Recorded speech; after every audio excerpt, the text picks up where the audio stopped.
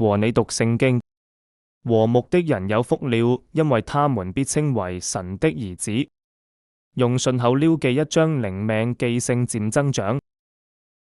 為着要大家記得以賽亞書第12章的大綱和重點，請讀一次：稱謝救恩，怒轉消，唱歌讚美，揚聲笑。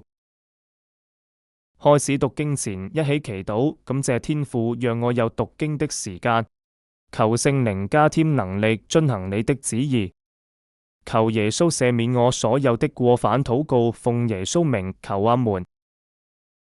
今天讀以賽亞書第12章。到那日，你必說：耶和華啊，我要稱謝你，因為你雖然向我發怒，你的怒氣卻已轉消，你又安慰了我。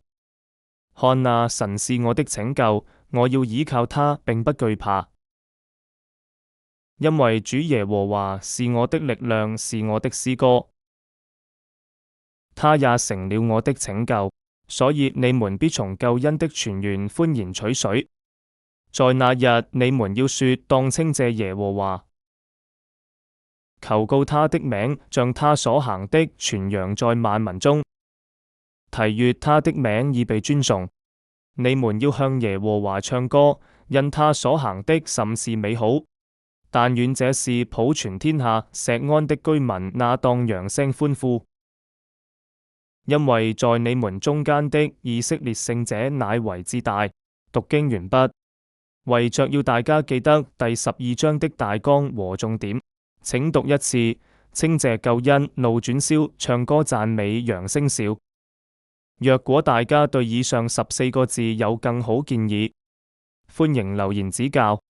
結束祈禱。親愛的主耶穌，求你賜我記性，記得以上經文的重點。稱謝救恩，怒轉消，唱歌讚美，揚聲笑。又要勤讀聖經，以致能夠應用在日常生活中，抵擋那些似是而非的問題，不被世上荒謬言論迷惑。禱告奉主耶穌基督名求阿門。希望能夠每天和你一起讀聖經、記聖經，一起與神親近重溫。第10章行污糟禍，有天理，亞述之軛必脫離。第11章耶西之根發一條狼羊同居，好協調。第12章稱謝救恩，怒轉消，唱歌讚美，揚聲笑。想一想，為什麼要稱謝救恩呢？